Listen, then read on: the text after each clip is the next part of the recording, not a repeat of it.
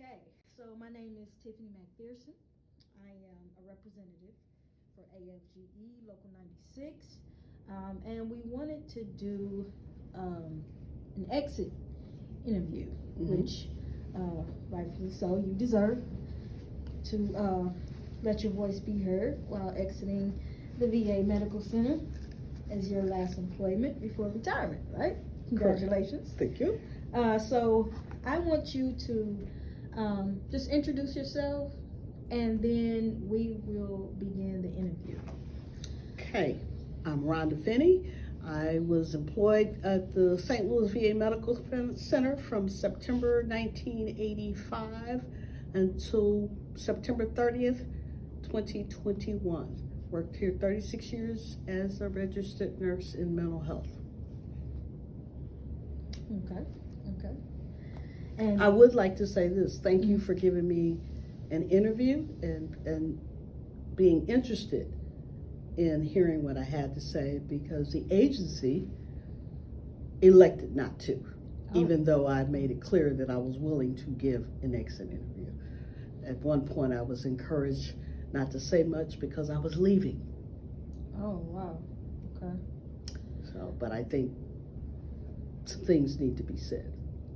Right. Well, we do appreciate it. We do know that you're a person that do not like your voice silenced. So we're going to respect and honor that. And I think that's part of the problem why I didn't get an exit interview. I was known as a person being outspoken, not only verbally and in writing. And through the years it was held against me.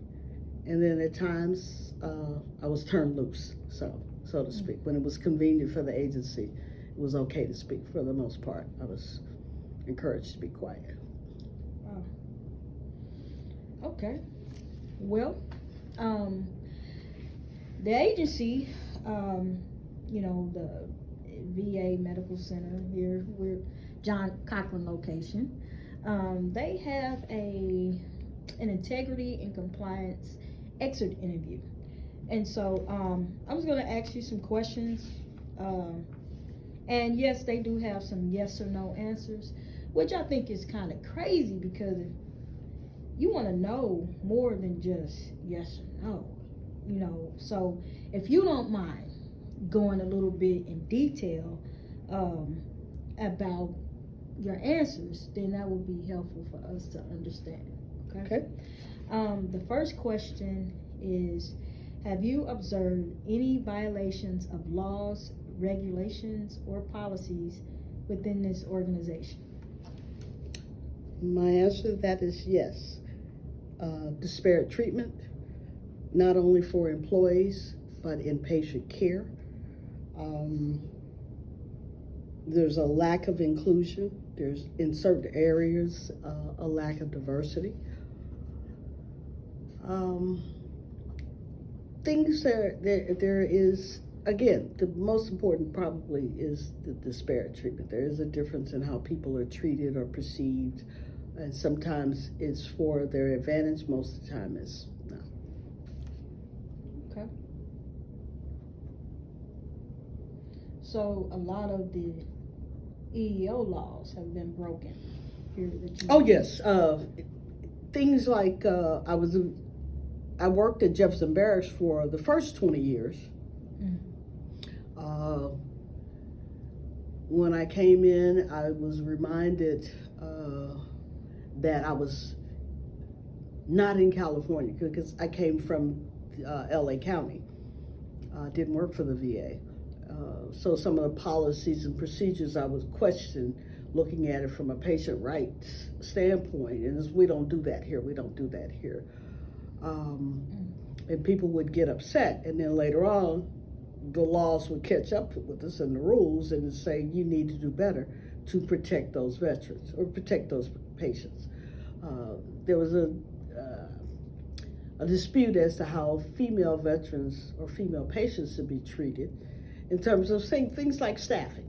It didn't make sense to me. I came from a place where you made sure that women were protected at all times. So it meant when you had people in restraints and seclusion, you have female staff to go in. You could take a male staff with you, but you certainly wouldn't have all male staff on duty. When I first came here, that was routine. I worked the female ward, and sometimes you'd have all males on. If you had somebody in restraints and seclusion, who's going in there to take care of those females who have to use the bathroom or whatever? And there were disputes about that because you're in St. Louis, you're not in California. There was things like that that was kind of disturbing. But then we worked through it because incidents occurred, and then central office said, you need to make sure there are female staff on duty on the female ward. But it was amazing to me because people were adults. Oh, everybody's adult here. Yeah, but we work in mental health. Right. So people don't have informed consents, and their decision-making abilities aren't there.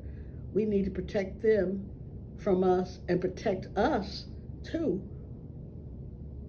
And that was hard. So sometimes that would cause some disputes on the ward. Okay. The second question that they had, were you ever asked to do something illegal or unethical during your employment here? I think that one of the most unethical things was to be quiet, not to say anything, to ignore things, see but don't see. That would be the thing that would be of concern to me. There would be situations that came up knowing full well I was a person on duty when an event would occur, yet I wouldn't be asked or be included in the investigation. So it was incidents that occurred, and it was known that you were there and you witnessed everything. However, they chose not to. No, I was not included in the investigation at all. Other people. Why do you think that is? I think part of that through the years, one of the head nurses that I had, he said, I was called, well, his word, you're a shit disturber. You don't mind telling it, and you put your stuff in writing. It's like, okay. And it was also a thing of, there was pre-union for the nurses. And it was, well, you don't have a union. Yeah, but I know how to read and write. And the VA handbook says, this is my right as an employee. So it was those types of things. It was like, And a couple of times I went to some meetings and talked about the care of the female veterans, and it's like, don't invite her back. Oh, you told too much truth. Huh? I told too much truth. I mean, and it was a thing where the female veterans needed to be taken care of. And that was our job. Well, why would you go along with something you knew wasn't true? Right. No, we're not providing this type of care. No, they don't have this access to this. It needs to be said. The only way to improve it is to tell the truth. Don't keep saying that we're doing this great job taking care of these veterans when we're not, because we weren't. And it wasn't a thing where I was trying to, be negative towards the VA, but you asked me a question about what care we were providing, and we just weren't at that time. Okay. Question number 3. Have you ever been instructed to violate a policy, law, or regulation while employed here?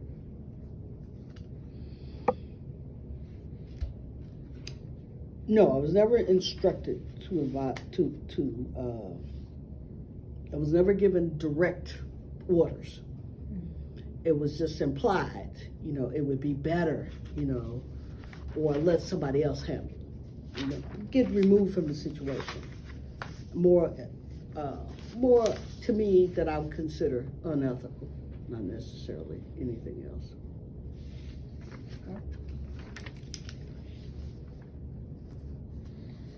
Question number 4. Were there any problems or concerns that you reported to management that were not addressed? Yes. Most recently, before I left, Almost a year before I left, I've been trying to get a particular area addressed where I think some improvement could go on in terms of bullying, workplace violence, respect and dignity for everybody there. A requested meeting after meeting, and to this date, we've not had the meeting. And what department is this? Respiratory therapy. I think it sticks with me because my first time as a union rep 20 years ago was about respiratory therapy. Oh. And some of the same things this female employee said in 2000 is still being said in 2022. Oh man. So who did you contact to have this meeting with? So several leaders in the department that has gone, from the immediate supervisor trying to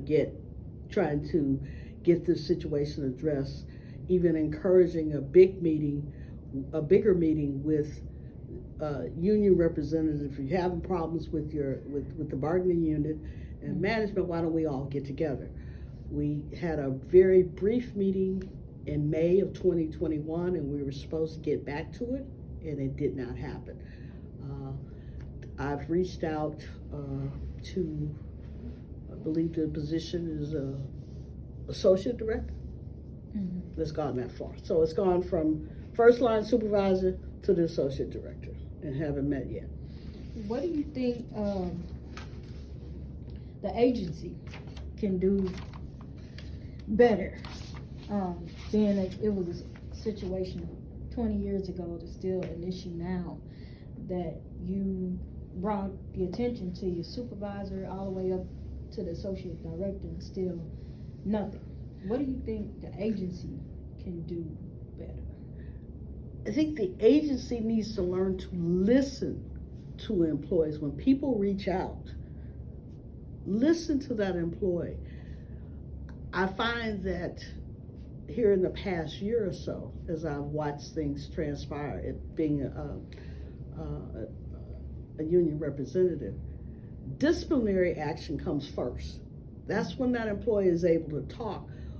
Yet when the person is having concerns or issues from the beginning, they can't get an audience. And I know for myself, trying to get an audience for an employee is very difficult. So if the agency would just listen, learn to listen, reach out to people and listen, hear what people are saying. Why take action and then say, well, this is your time to talk now? Why didn't we talk before? Preventive measures to avoid it. And I think it makes people, they get despondent, they feel in despair, and people act out because where do I go? Yeah.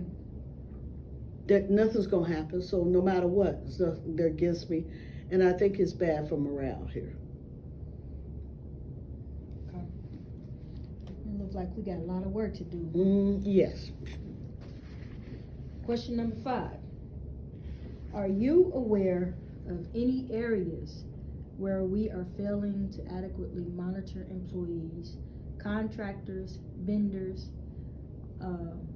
they put contractors twice, fee-based providers, volunteers, students, residents, or without compensation employees?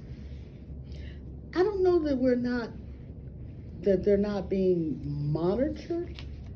I think the frontline employees are monitored. I don't know that there's any evaluation or supervision per se of leadership, what they're doing to make sure that they're doing their job. I think the frontline people are pretty much monitored, maybe too much. Maybe they're micromanaged more than anything else.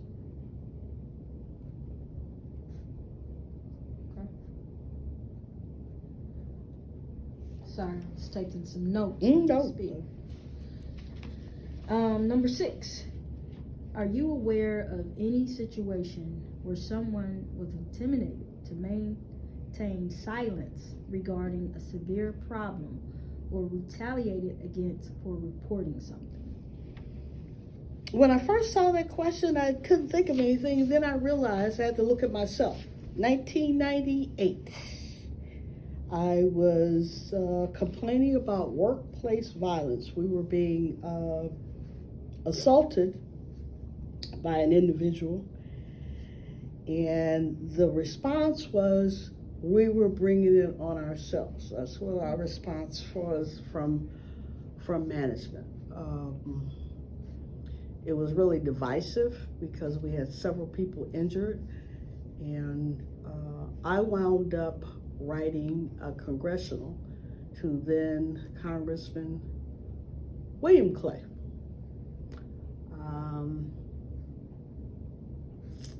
Because I too was a victim of this workplace violence, and I was concerned that nothing was being done and we were being blamed.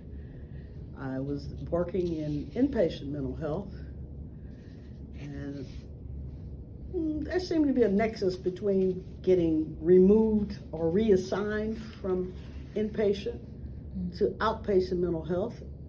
I lost my shift differential. I didn't like day shift. I didn't want day shift. I was in fact put in outpatient mental health in front of someone who had been promised to be reassigned to outpatient mental health. So it cost me money, and the cover was, will it give you a chance to be more autonomous and independent? I mean, it turned out to be a good move later on, but it cost me money.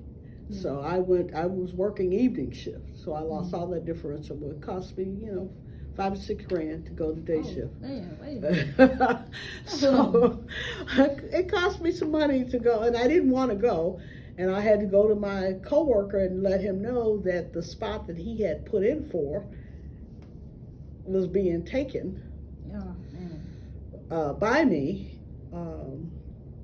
And it caused some dissension, but we worked it out, and later on he was able to move over there. But I got there first, and I really didn't want to go there. But it worked out, and it gave me an opportunity to branch out more. Okay. But it was painful and costly. Well, you seem to know how to make bad things into good things. Well, bad situation. It was a bad situation. It actually gave me the opportunity. I was at the barracks then, mm-hmm. and then I was able to move around sometimes because nobody else wanted to, and then the seniority rule was used against me. I worked at Jefferson Barracks, and it was a thing where to have to come to John Cochran was considered a punishment. When there were people who would threaten to resign rather than come to John Cochran. So why was John Cochran considered a punishment? Because during that time, the desired place was to be at Jefferson Barracks, the country club, where it was bigger land, more land, and there was a lot of dissension going on when I first went at John Cochran. I think hospitals were closing and different things, so people were coming, and people were upset about different things. However, it was just considered who would want to come to John Cochran. It's an angry place, you should be fearful, and that sort of thing. So, of course, when the supervisor would come to me and say, I need someone to go to John Cochran, it's like, okay. And later on, I found out that some of my coworkers were concerned that I wasn't doing enough. I was rotating to like 4 or 5 different spots, and they wanted to add another one. And they had a big meeting, and apparently they went to the union, and it's like, okay, well, let's do it this way. How about the fact that I've been going to John Cochran for several months? We'll do a rotation. And I'll go to the end of the list because I've been going all the time. And that was the thing where I asked that don't have a meeting about me with the union or management, and don't invite me. Tell me about it. Right. And after that meeting, I said to the associate chief, I want to go to Cochran. I want to go there permanently. It's like, what? Make it happen. Since I have to float there, I get pulled there, nobody else wants to go there, I want to go there. I want to go. And you talk about the feelings of people. I was being pulled to come not only to the emergency room, but I was going to the old methadone clinic dealing with heroin addicts. Mm-hmm. And the question was, why would you go work with those people? Those people. So those people, I mean, that was, considered just, how could you do that? But I said, those people are my people, and I want to go. Mm-hmm. So I was given the opportunity, I think, one, to shut me up. The other thing is the other nurses, which, by the way, the other nurses who didn't want to go, there were 5 or 6 white nurses who refused to come up here. Mm-hmm. And I decided I would come. And although it was a transition,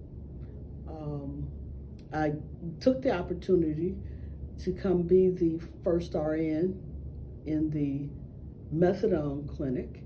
And then I was given the good fortune to work with the doctors and the psychologists and social worker and transform that program from a methadone clinic to an opioid addiction treatment program. So we really got a chance to do that.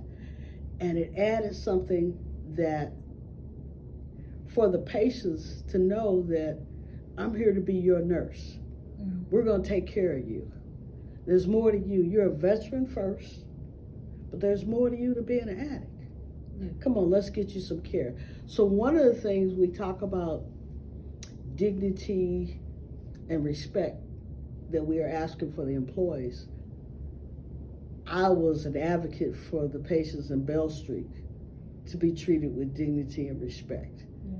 And it wasn't an easy transition, don't get me wrong, because the patients were used to kind of doing things their way. And my thing was, we're going to work with you. We're going to have some mutual respect here. Right. Mutual respect was a key thing. And we gradually worked on getting those people to understand how valuable they were. And it was really momentous for me to have that opportunity. So I took that opportunity to do that. And I had fun with it. I stayed there from 2005 part-time to full-time in 2006 till I retired. And it was fabulous. Wow, that's amazing. Yeah, it was, just fabulous to be able to talk to these men and women to say, things happen. But come on, we're going to help you get your dignity, respect back, and we're going to do this.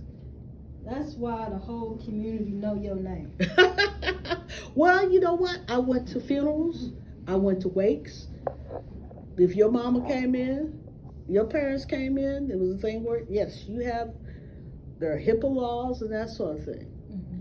Now, if you call me about something and I just, yes, no, and I don't say much, it's because this person here hasn't given permission. Right. So it's not about me not wanting to work with you. So let's get that straight. So I worked with family. It was phenomenal. It was really good opportunity. And part of that is that, addiction takes no prisoners. And I learned a lot from my uncles who had dealt with that situation. And they kind of schooled me on how to proceed in making sure that you take care of veterans. That was the thing. Go do your job. You know your job. Don't let anybody tell you what your job is. Do your job, and it's gonna work out. So it was phenomenal. So yeah, that's why a lot of people know me, because I would show up. Yeah, they know. All right. Well, those were the questions from the agency's exit interview. So we have AFGE Local 96. Just a few more questions. We at 25 minutes right now. Okay, so good. You've already answered one of the questions, was how long you worked here at the VA, 1985 to 2021. So, but then those 36 years of employment, you know, with the nurses, they received the proficiency, right? Okay, so, and you never missed a proficiency grade? No, my proficiencies would be late. I was able to get performance awards up until about 2000. And that came about, there would be meetings with nurses, and it was a thing on how we could get recognized for what we do. And I pointed out that can't be true, because that wasn't happening to me. And then it did. It's more in, like you said, the 90s. And after that, nothing. So from 2020 to 2021, you never received any awards? No. I got outstanding proficiencies, but no awards. So award. you would have bonuses? I would get out. I wouldn't get any bonuses for. No I wasn't getting bonuses, and then once I realized, because I thought, I actually thought that was for Title V employees. I never knew it was for the RNs. And so when I heard about it right before I left, it was a thing where, I'm not gonna fight about it, because it didn't change the way. I didn't come to work to take care of these veterans necessarily looking for a bonus. Right. But I think that if the agency wants to keep the morale of the nurses up, they really should make sure you show appreciation to the nurses. I mean, particularly when you work in mental health, we've had COVID, we had all these things going on, and people come here, they risk their limb and everything else to get here in bad weather. I mean, we're considered essential, but treat us like we're essential and worthwhile. And that didn't happen to me. Once I realized I was denied that, it's like, well, you can't miss what you didn't measure. I think it should have, but wasn't going to fight about it, because it wasn't going to make me a better nurse. It's not going to take away from the drive I had to take care of these veterans. And what it did do, it gives me an incentive to continue working with the union to make sure people are treated better. Because I think people need, I think the St. Louis VA has an opportunity. There's some really good people here. There are people here that want to do their jobs, but people are getting tired of being mistreated. It's difficult. I have young nieces and nephews that at one point I wanted them to come work for the VA. Not so much anymore, because I'm afraid of what they'll go through. They shouldn't have to be mistreated or feel bummed out. There's just too much disparity here, and there's a lot of talk from leadership with very little action. And I'm looking at it from the diversity thing. I think it's sad in mental health, particularly SUD, substance use disorder, how you could not have Black RNs in that area. Yeah. There's a crisis out here. I mean, I think there are a few nurses around, maybe in the dom. They complain to me that they want to move further. They want to be in other areas, but in SUD, for a long time, I was the only Black RN there. And as far as I know, when I left, we're down to 0.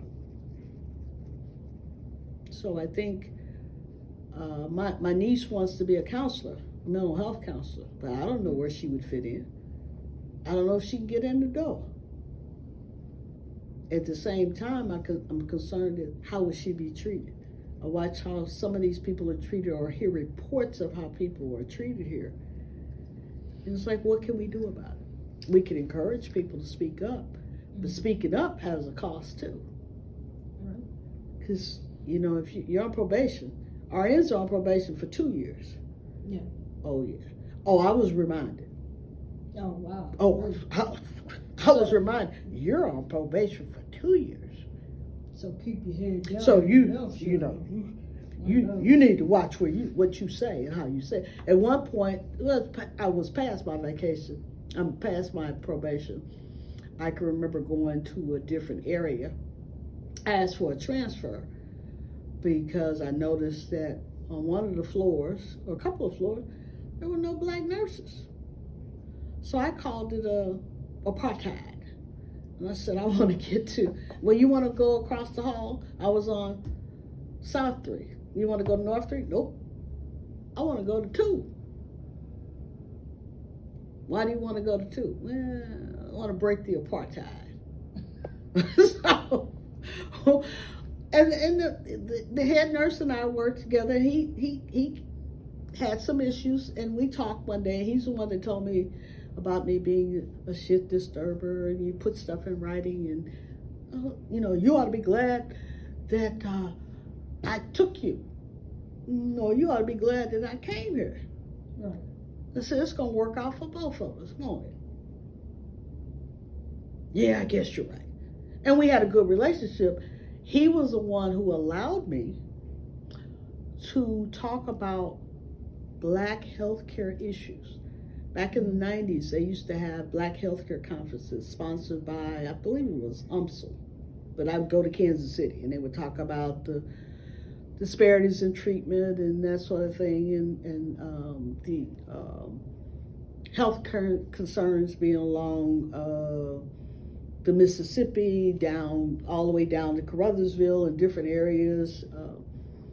And I was on, before I transferred to his floor, I was under a Black RN as a nurse manager, and she said, you can't say Black healthcare.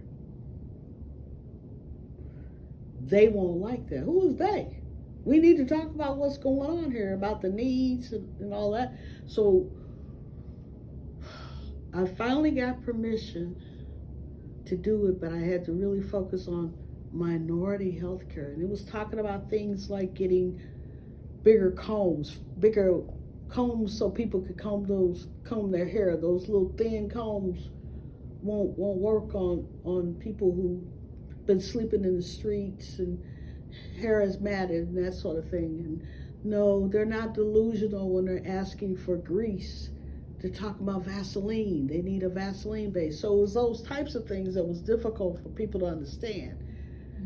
And you really weren't supposed to talk about it. But there was a nurse who said, look, I can get and I will buy some products, but I just need to know what to buy. Tell me. Can we do it outside? If you can't do it in here, can you tell me what the people need? So it was those types of fights, trying to get people to talk about what we need to do for our patients. If we're going to provide hygiene stuff, understand when a person is asking for grease, he's not asking for Crisco and cooking oil. He's asking for some Vaseline so his skin, no, you don't need a derm consult for ash. He doesn't have a skin disorder. His skin is real dry. Watch this. And putting that on. So it was those types of things that people, that was hard to discuss because oh, we can't do that. But I felt that we needed to, because our patients need to look better. It was a thing where I'd come in at noon. At one point I was on at noon, and I come in, I see somebody coming outside in pajamas, hair uncombed, needing Vaseline. Why are you outside like this? I saw it as a reflection on us. Mm-hmm. I'm not going to put you down because you didn't know. But really, could you talk to them about going? Don't just let them out. Help that person have some dignity, you know. And it was those types of things that some people had a problem with. A lot of people didn't, because they didn't know. It was a thing that if we don't talk to each other and share that information, and you have a better understanding when these med students and residents are coming about, I don't understand. Why is he asking for grease? What is he talking about? Mm-hmm. This is what he's talking about. Oh, we had a better understanding. Mm-hmm. And you see patients who look totally different. They've, you know, been probably feel different too. I can remember one day I was talking to a guy, and he asked me to do something with his head. His hair was all matted to his head, and okay, we're gonna do something with this. Well, I didn't know what I was doing, but we worked it out. Got some scissors, and the doctor comes looking for him. I'm looking for so and so. He's right there. No. He goes, no. I said, no, that's him. It's, oh my God. And the guy just smiled when the doctor told him how handsome he looked. He looked totally different than this person who had been sleeping, you know, in abandoned buildings and that kind of stuff, because we took the time to get him what he needed. Just give him a little pep talk. And he walked out, he had pride and dignity. And you see people who are, they're standing up, and you get that back. Take that with you know. Yeah. So I would bring stuff from home, or if the lady couldn't get something at the store, but you brought stuff to them just to show them that you care. Right. And that was a little different. Yeah. And I think that we have to have that. Out of the box care. Yeah. Yeah. Well, I mean, you have to. I mean, you know, you got people that have drug problems and mental health issues, and, you know, the idea of working with somebody who's now decided they're no longer using, they're not going to use illicit drugs, they're sick now. Mm-hmm. And now you got to work with them on how do you go through trying to deal with my addiction and managing my pain. Mm-hmm. You got to know how to do that. That doesn't necessarily come in a book, but you got to have the desire, the patience to just want to work with people. And sounds like a ministry. Well, it is.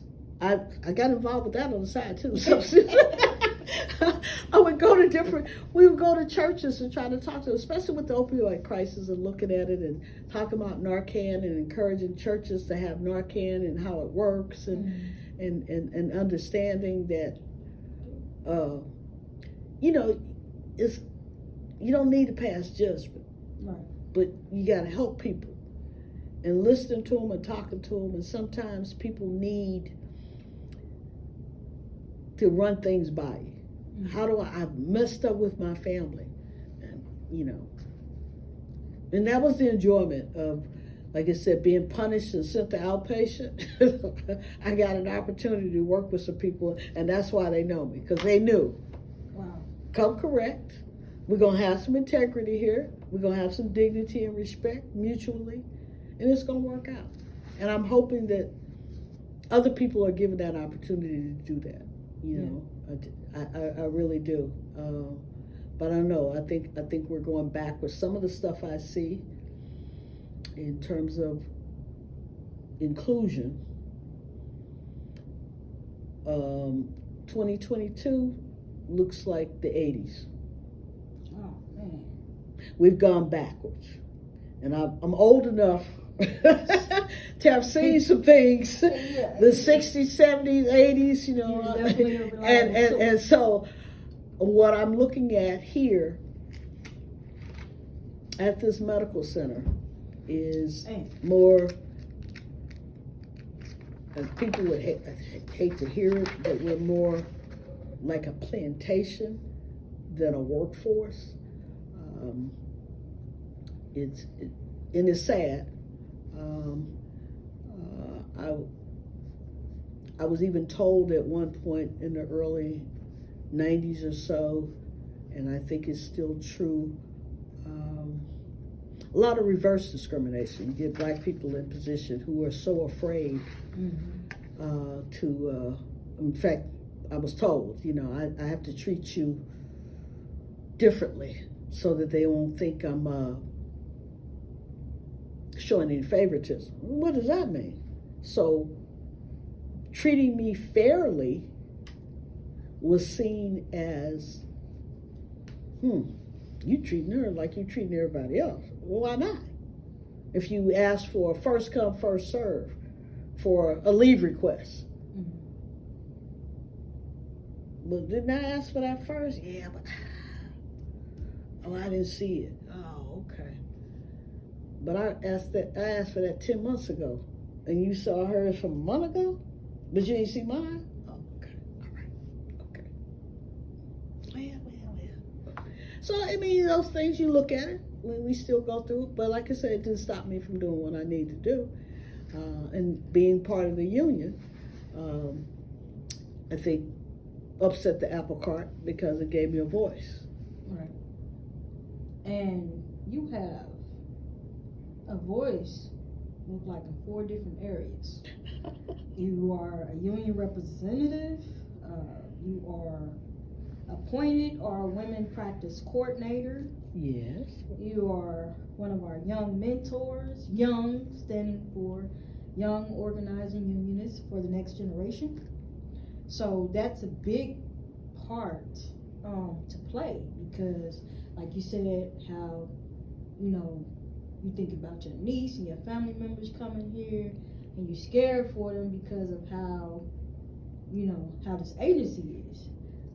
But you are in a position where you can go out and talk to the colleges, talk to the high schools, talk to the employees here right now that's 40 and under, and give them the ropes on how to protect themselves against what we are working to eliminate right now. So you are in a very good position to protect your niece and all these other nieces. Yes,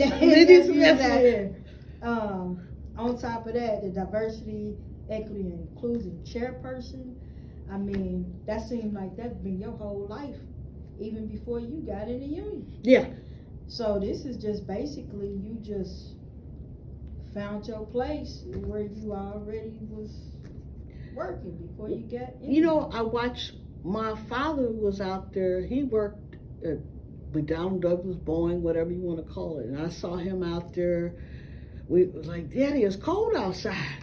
But when they got a chance to strike, and he was out there and he talked about it, and I remember him talking about some of the things you have to go through in order to build for the future.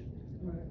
So it was an opportunity. I see the union has a tremendous voice, and it puts you in a place to help people. Yeah.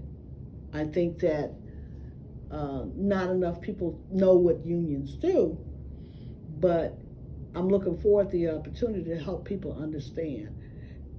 It's not always easy, but you look at the bigger picture, keep your eye on the prize. Right. I think mutual respect is something that we all have to practice. Yeah. Everybody's entitled to respect until they do something, and even then you have to be respectful in how you manage that situation, because it can be costly to you if you don't. Right. That's it. I'll say, which kind of would go along with this last question. This is a big question, because the answer is addressed to the executive team, all the supervisors, all the bargaining unit employees, all the AFGE members, family members, veterans, everybody. What advice would you give everybody that you left as far as how to manage their life, their employment status, and their patient care working here at the VA?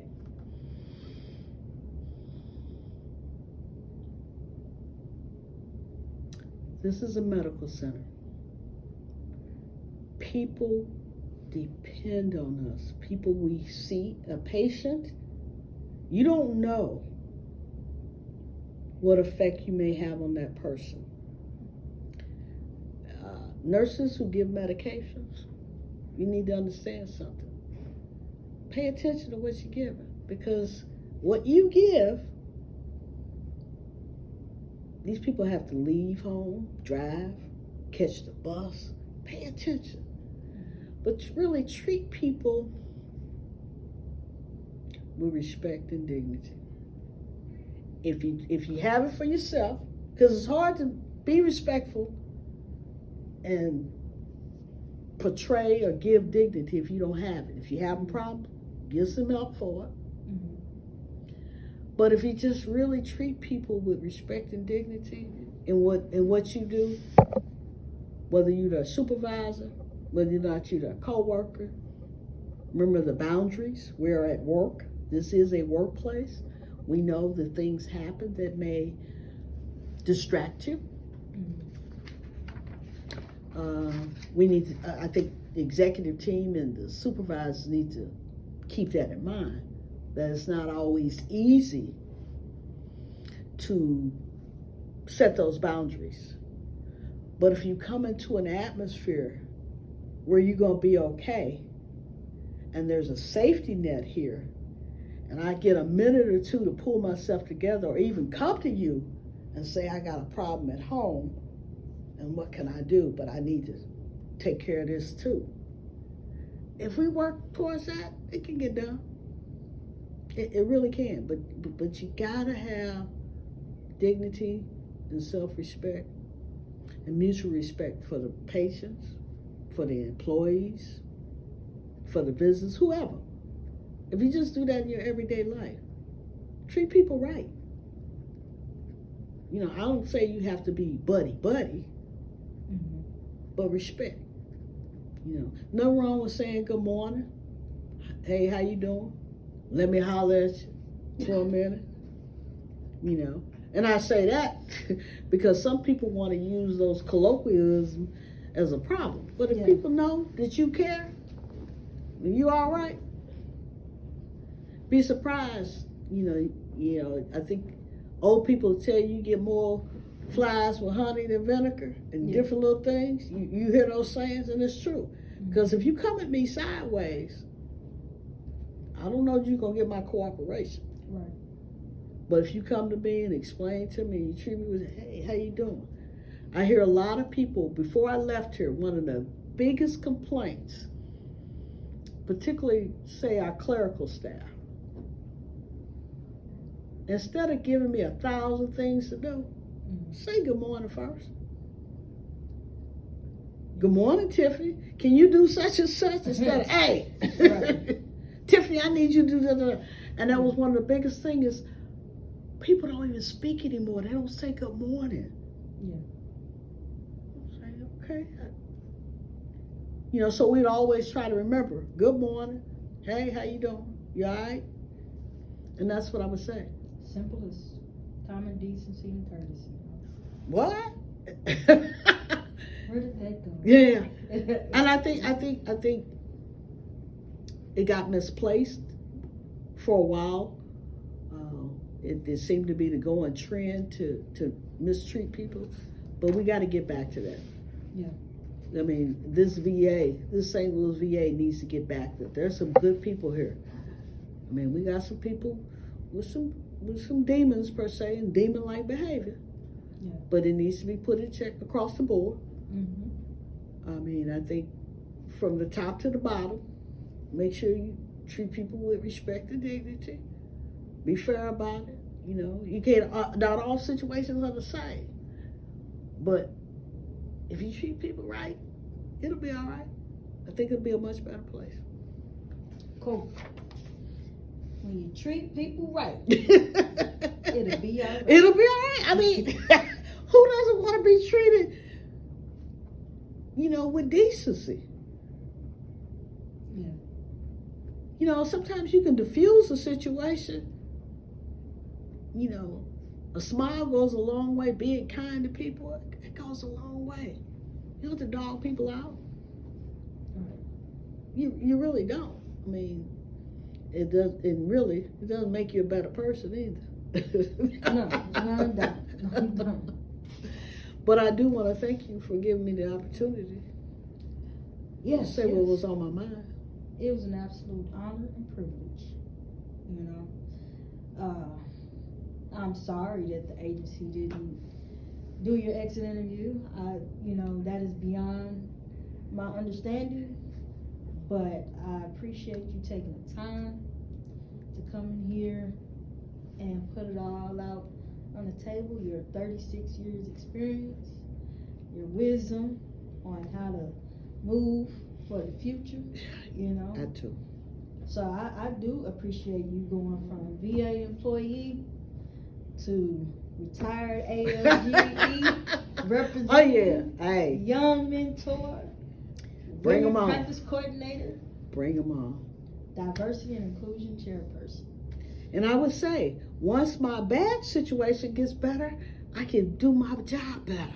We're gonna get that, we're gonna get that ID badge working so we can get to work. Yeah. Well, thank you. You're welcome, and that concludes our meeting. Thank you. If you have any questions, call. You know how to find me.